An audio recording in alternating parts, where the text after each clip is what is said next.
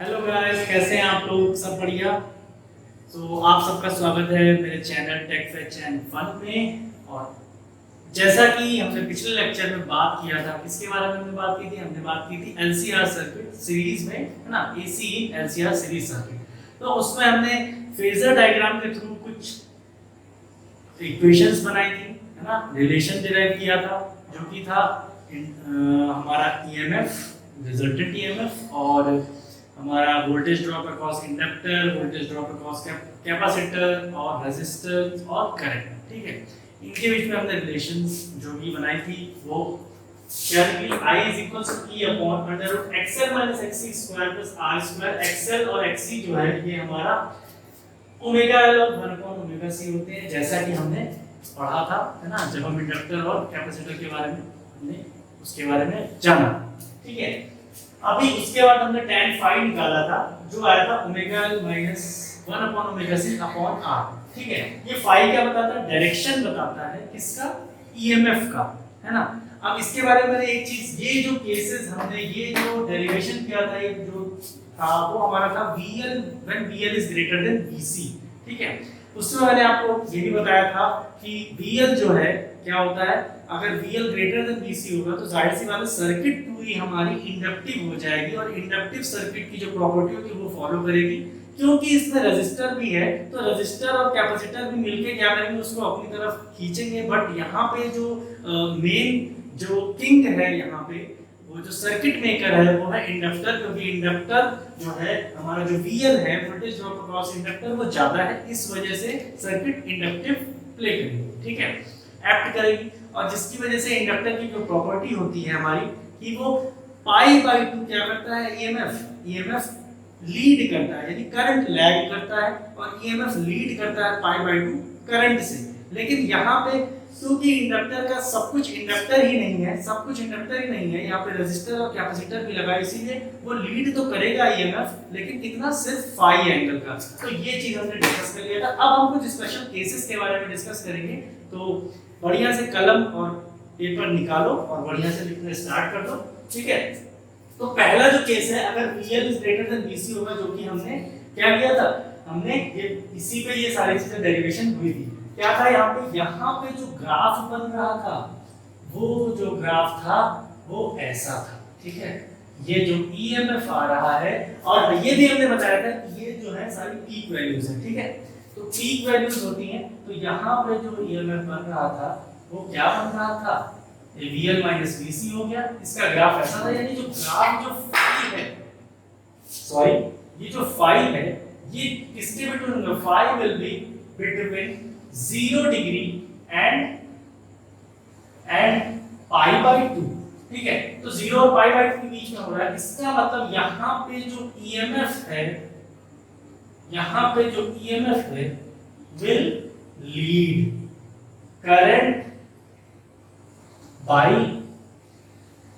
5 degree या 5 phase. ठीक है, ये पहली कंडीशन। दूसरी कंडीशन हमारी है वो है VC is greater than VL, यानी कि XC is greater than XL। इसको हम कह सकते हैं omega L is smaller than 1 upon omega C, या 1 upon omega C is greater than omega L।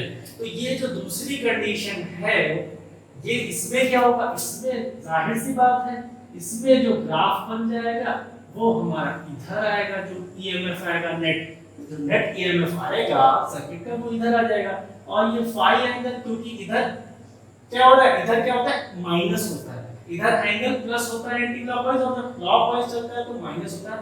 तो ये किसके किसके बीच में होगा? Phi will be between 0 and minus pi by 2, 0 and minus pi by 2, तो माइनस पाई बाय 2 के बीच में। यहाँ पे लेकिन आप देखोगे, यहाँ पे आप देखोगे तो यहाँ पे इसको हम VC माइनस VL कह सकते हैं, इस एक्सिस को। तो यहाँ पे VC जब जाता होगा तो कैपेसिटिव हमारी जो प्रॉपर्टी होगी वो आ जाएगी। तो कैपेसिटिव प्रॉपर्टी क्या कहती है कि करंट, इस एक्सिस पे करंट था, करंट विल लीड किससे? ईएमएफ से को बाय कितना एंगल? 5।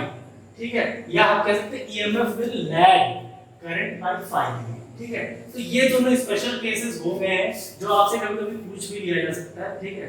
तो इसके बाद जो नेक्स्ट है जो बहुत इंपॉर्टेंट है, ठीक है, उस पे हम बात करेंगे थर्ड केस जो बहुत इंपॉर्टेंट केस है, ठीक है। तो इसको मैं रफ कर देता हूँ। तो थर्ड एंड लास्ट केस, ठीक है, थर्ड एंड लास्ट केस जो है हमारा बहुत इंपॉर्टेंट है, क्वेश्चन भी बहुत आते हैं इससे, कंपटीशन में भी और बोर्ड्स में भी। तो जो थर्ड केस है वो है when XL will equal to XC, या हम कहते हैं 1/ωc will equal to omega L, ठीक है। ये जो केस है ये बहुत इंपॉर्टेंट केस है। यहाँ पे क्या होगा, यहाँ पे क्या होगा बच्चों, यहाँ पे ये होगा कि अगर इसको फॉर्मूले में पुट कर रहे हो, जैसे यहाँ पे अगर आप इसको यहाँ पे फॉर्मूले में पुट करोगे, जो अभी रफ कर रहा था तो रफ हो गया, इसमें अगर आप पुट कर रहे हो तो I हो क्या जाएगा, आप इक्वेशन 1 को फिर से बताओ, I क्या है, E upon omega L minus 1/ωc plus R square. ये अब अगर आप इस कंडीशन में से पुट करोगे तो E अपॉन यहाँ पे क्या आ जाएगा, 0 आ जाएगा क्योंकि ये दोनों इक्वल है, और बचेगा क्या हमारा √R स्क्वायर जो कि आ जाएगा E/R। तो हमारी जो सर्किट है वो प्योरली क्या हो जाएगी, रेजिस्टिव हो जाएगी, प्योरली रेजिस्टिव हो जाएगी, और फाई जो होगा वो 0 हो जाएगा। दैट मींस करंट और EMF will be in same phase, ये कंडीशन हो जाती है, और इसी कंडीशन को हम रेजोनेंस कहते हैं। क्या कहते हैं, रेजोनेंस कहते हैं, रेजोनेंस इन LCR सर्किट। अब इसमें जो ये केस था हमारा, जो थर्ड स्पेशल केस था, इसके बारे में हमने बात की थी कि जब हमारा XL और XC ये जब इक्वल होगा, या हम कह सकते हैं अगर रिएक्टेंस ऑफ इंडक्टर और रिएक्टेंस ऑफ कैपेसिटर ये जब सेम होंगे या इक्वल होंगे तो क्या होगा, हमारा रेजोनेंस की कंडीशन बनेगी। रेजोनेंस की कंडीशन हमारा प्रैक्टिकल यूज में बहुत काम आता है, ठीक है, प्रैक्टिकल यूज में बहुत काम आता है जब हम कोई चीज की मैचिंग कर रहे होते हैं, ठीक है, जब हम मैचिंग कर रहे होते हैं या कोई फ्रीक्वेंसी भेज रहा होता है तो फ्रीक्वेंसी मैच कराने के लिए यहाँ पे रेजोनेंस का मतलब रेजोनेंस इन सर्किट ये हमको बहुत जरूरत होती है, ठीक है। इसके बारे में आगे भी हम पढ़ेंगे जब, है ना, इसका क्वालिटी, क्यू फैक्टर, ये सारी चीजें, ठीक है। तो रेजोनेंस कंडीशन क्या होती है कि हमने देखो इंस्टेंटेनियस वैल्यू, ये सारी चीजें हमारी इंस्टेंटेनियस है। हमने क्या पढ़ा था कि I is equals to E upon under root omega L minus 1/ωc square plus R square, ठीक है, ये हमने पढ़ा था। अब यहाँ पे बात जो है पूरी डिपेंड कर रही ओमेगा पे एंगुलर फ्रीक्वेंसी पे, ठीक है। अब एंगुलर फ्रीक्वेंसी, अगर एंगुलर फ्रीक्वेंसी डिक्रीज करती है, सिर्फ एंगुलर फ्रीक्वेंसी डिक्रीज करती है तो ओमेगा L डिक्रीज करेगा, यानी इंडक्टिव रिएक्टेंस जो है हमारा वो डिक्रीज करेगा। लेकिन जो हमारा 1/ωc है ये ओवरऑल इंक्रीज करेगा। बात ध्यान से समझना, ओमेगा एंगुलर फ्रीक्वेंसी जो है वो अगर डिक्रीज करता है तो ओमेगा L जो हमारा इंडक्टिव रिएक्टेंस है वो डिक्रीज करेगा, बट जो हमारा कैपेसिटिव रिएक्टेंस है वो इंक्रीज करेगा जो कि 1/ωc है। तो इसका मतलब हुआ कि अगर हम जैसे जैसे इसको इंक्रीज करते हैं, मान लो ओमेगा को हमने इंक्रीज किया तो हमारा ओमेगा L इंक्रीज हुआ और 1/ωc डिक्रीज हुआ।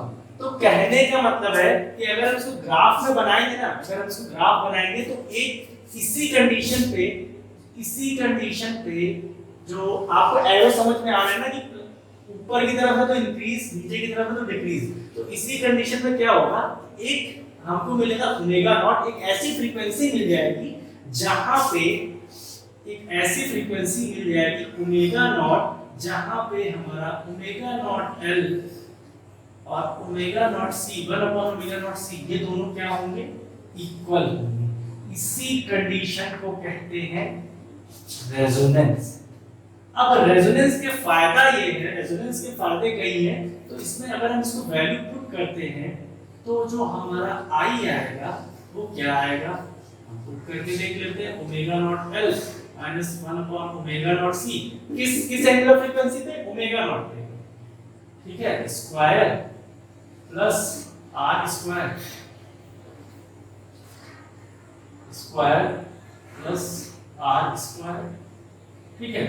तो अब अगर इस कंडीशन को यहाँ पे फॉलो कराए तो हमारा ओवरऑल आ जाएगा R square E by are.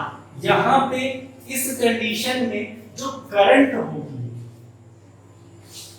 होगी या इसको हम क्या कह सकते हैं, आई आरएमएस लो, तो आरएमएस हो जाएगा, मैंने बोला फेजर में अगर आप आरएमएस वैल्यू ले रहे हो तो सारी चीजें आई आरएमएस हो जाएंगी, V RMS, E RMS, I RMS. तो यहाँ पे अगर आई आरएमएस है या हम आरएमएस वैल्यू भी लेते हैं 95% क्वेश्चन सॉल्व करने में या जो भी चीज इंस्टेंटेनियस वैल्यू में, ठीक है, तो वो क्या होगी, मैक्सिमम, क्या होगी, मैक्सिमम होगी। आई नॉट बोलो या आई आरएमएस बोलो, जब आई नॉट मैक्सिमम तो आई आरएमएस भी मैक्सिमम होगी। तो ये मैक्सिमम होगा, इसका मतलब क्या है, आई आरएमएस मैक्सिमम होगा। दूसरी चीज जो ईएमएफ है वो किसके सेम फेज में होगा, करंट के। ईएमएस और ये दोनों क्या होंगे, फेज में होंगे, सेम फेज बोल दो इसको, ठीक है, पहली चीज ये दूसरी चीज। अब जो सबसे लास्ट में आता है वो हमारा है कि अगर हम ओमेगा नॉट को क्या कहते हैं, 2 पाई, ये फ्रीक्वेंसी है, इसको हम न्यू से भी डिनोट करते हैं और एफ से भी करते हैं, तो एफ नॉट इसको मान लें। तो अगर हम इस एफ नॉट को देखें तो एफ नॉट क्या होता है, ओमेगा नॉट अपॉन 2 पाई होता है। इसकी वैल्यू अगर हम पुट करें, इसको रफ कर दें इधर, या इसको इधर लिख देते हैं, इधर एडजस्ट कर देते हैं, ठीक है, इधर इसको एडजस्ट कर देते हैं, ठीक है, इसको इधर एडजस्ट कर देते हैं। तो कंडीशन क्या है, omega not L is equals to 1 upon omega not C. तो यहाँ पे एफ नॉट, इसको हम क्या लिख सकते हैं, 2 पाई एफ नॉट। इसको ऐसे ना करो, इसको आप कर दो L is equals to 1 upon omega naught square C, या इसको ओमेगा नॉट स्क्वायर इधर दे दो, तो omega naught square is equals to 1 upon L C. Omega naught square क्या होता है, 2 पाई एफ नॉट का whole square is equals to 1 upon L C.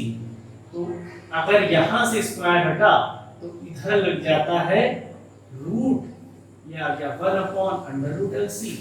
तो ये एफ नॉट क्या आ गया, 1 upon under root L C, और इधर हो गया ये 2 पाई, ठीक है। ये कंडीशन आती है। तो बेसिकली ये ओमेगा नॉट है क्या, एंगुलर फ्रीक्वेंसी है, डिपेंड किस पे कर रही है, फ्रीक्वेंसी पे। तो अगर हम इसका ग्राफ बनाएं, ठीक है, इतना हो गया, अगर हम इसका ग्राफ बनाएं तो ग्राफ कैसा आएगा, तो ये चीज आपको क्लियर हो गई। अब यहाँ पे अगर हम करंट और फ्रीक्वेंसी का रिलेशन ड्रॉ करें, ठीक है, ये हो गया करंट और ये इधर क्या है, फ्रीक्वेंसी है, ठीक है। तो हम उसको पाएंगे इसमें क्या, कि जो करंट है हमारी, जो करंट है वो पहले कम थी, क्योंकि क्या, फ्रीक्वेंसी भी कम थी। लेकिन जैसे जैसे फ्रीक्वेंसी बढ़ाई तो एक ऐसी फ्रीक्वेंसी मिली जिसको हम क्या कह रहे हैं, एफ नॉट कह रहे हैं। क्या कह रहे हैं, एफ नॉट। और ये कैसी फ्रीक्वेंसी है, फॉर रेजोनेंस कंडीशन। तो वैल्यू भी हमारी क्या होगी, आई की, आई नॉट, यानी मैक्सिमम करंट मिलेगा। तो इसको कहते हैं हम रेजोनेंस कंडीशन। तो आई होप कि आप सबको आज का जो लेक्चर है ये पसंद आया होगा। तो प्लीज लेक्चर को आप जरूर शेयर करें, उसको लाइक करें और जरूर मुझको बताएं कि लेक्चर आपको कैसा लगा। तो चलते हैं, फिर मिलते हैं हम नेक्स्ट लेक्चर में, तब तक के लिए बाय, टेक केयर।